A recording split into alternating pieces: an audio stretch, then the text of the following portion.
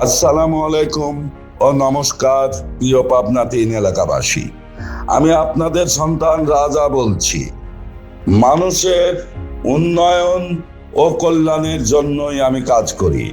আসন্ন নির্বাচনে তাক মার্কায় ভোট দিয়ে আপনাদের সেবা করার সুযোগ দিন।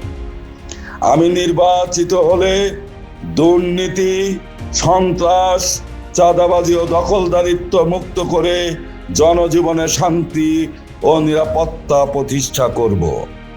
আশা করি আপনারা টাক মার্কায় ভোট দিয়ে স্থানীয়, সৎ, যোগ্য, দুর্নীতিমুক্ত, আস্থাশীল প্রার্থীকেই নির্বাচিত করবেন।